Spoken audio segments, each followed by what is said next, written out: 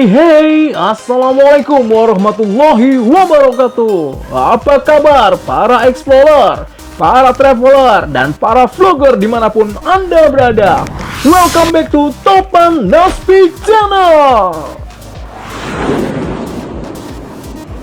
Yeah guys, setelah minggu lalu kita berkeliling-keliling Sumatera untuk melihat peninggalan sejarah dan keindahan alam di sana.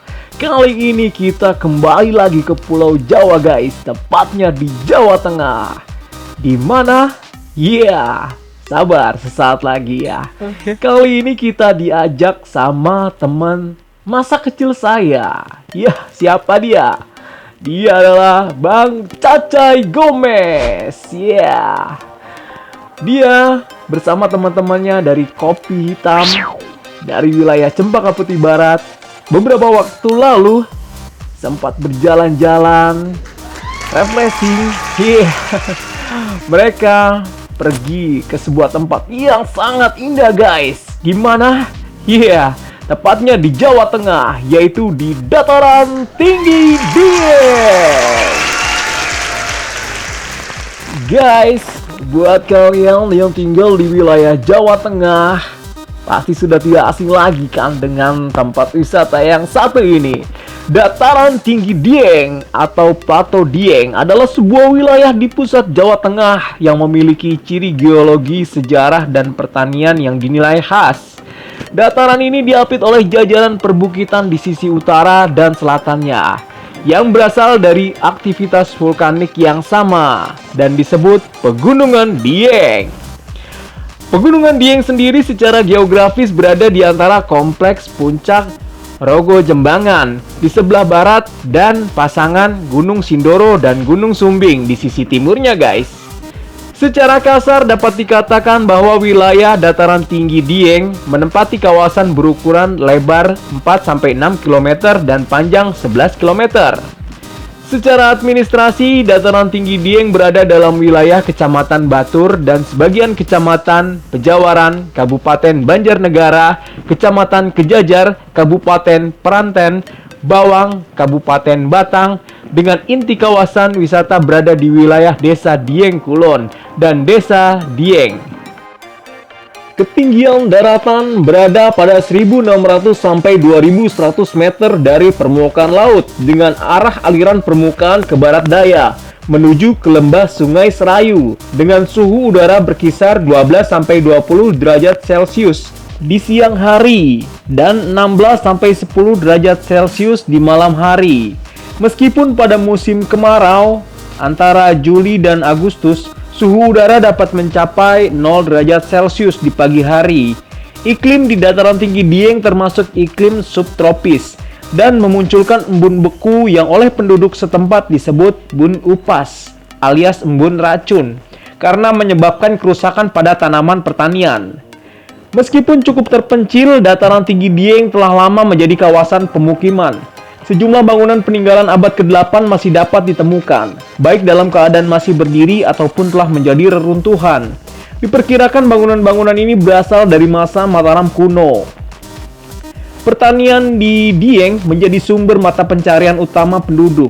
Penanaman sayur mayur khas pegunungan menjadi aktivitas utama seperti kentang, wortel, lobak, kubis bunga, bit, dan berbagai bawang-bawangan. Dataran Tinggi Dieng adalah penghasil kentang terluas di Indonesia. Tanaman kelembak dan purwoceng adalah tanaman penyegar yang khas Dieng karena hanya cocok untuk tumbuh di kawasan ini guys. Beberapa peninggalan budaya dan gejala alam telah dijadikan sebagai objek wisata dan dikelola bersama oleh dua kabupaten yaitu Banjarnegara dan Wonosobo serta Perhutani. Halo guys, saksikan terus Topan Aspi Channel. Jangan lupa like, comment, and subscribe. Sukses terus Bang Topan.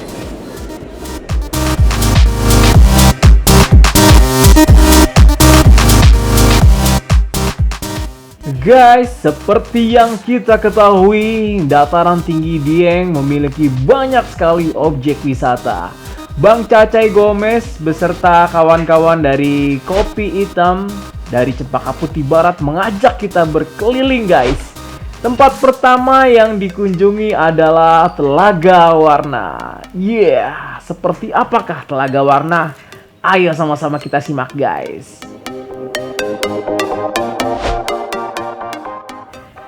Guys, salah satu yang memukau di dataran tinggi Dieng adalah Telaga Warna. Telaga Warna yang tepatnya berada di Desa Dieng Wetan, Kecamatan Kejajar, Kabupaten Wonosobo. Secara administratif, Telaga berada di kabupaten yang berbeda dari objek wisata lain seperti Candi Arjuna yang ada di Kabupaten Banjarnegara. Jika ditempuh dari kota Wonosobo, Telaga Warna berjarak sekitar 26 km dari kota Wonosobo dengan waktu tempuh kurang lebih 1 jam perjalanan. Agar tidak terlalu jauh, biasanya wisatawan memilih menginap di kawasan Dieng. Begitu masuk Telaga Warna, pengunjung akan langsung disambut dengan bentang alam yang begitu indah guys. Sesuai namanya, telaga ini benar-benar memiliki air yang berwarna. Semua itu semakin menawan dengan kawasan pegunungan yang ada di sekeliling Telaga Warna. Tampak Gunung Prau di sebelah timur yang memanjang. Saat tim Kopi Hitam menyambangi tempat itu, warna air telaga ini adalah warna hijau cerah guys. Warna hijau telaga saat itu berpadu dengan biru langit yang cerah sehingga tampak semakin mempesona. Keindahan panorama seolah semakin sempurna dengan sejuknya udara pegunungan. Meski matahari bersinar cerah, udara tetap sejuk. Bahkan udara akan terasa dingin di tempat teduh yang tidak terkena sinar matahari seperti di bawah pohon. Guys, salah satu keistimewaan Telaga Warna adalah airnya yang bisa berubah warna. Hal itu disebabkan karena adanya kandungan belerang yang cukup tinggi pada telaga ini guys. Saat tim Kopi Hitam berkunjung, airnya memang berwarna hijau. Namun di lain hari, warna airnya bisa berubah menjadi kuning atau berwarna-warni seperti pelangi. Jika diperhatikan, terdapat gelembung udara yang muncul dari dasar telaga. Hal itu menunjukkan kemungkinan adanya aktivitas vulkanik di dasar telaga ini guys. Telaga Warna juga dikelilingi oleh beberapa tempat keramat seperti Gua Pengantin, Batu Tulis, Gua Jaran, dan Gua Sumur. Beberapa sisa sesaji dari orang yang melakukan ritual juga masih bisa ditemukan di beberapa tempat tersebut. Salah satu versi legenda mengatakan jika dahulu ada cincin bangsawan yang jatuh ke dalam telaga ini. Cincin itu kemudian menyebabkan warna air telaga berubah-ubah guys.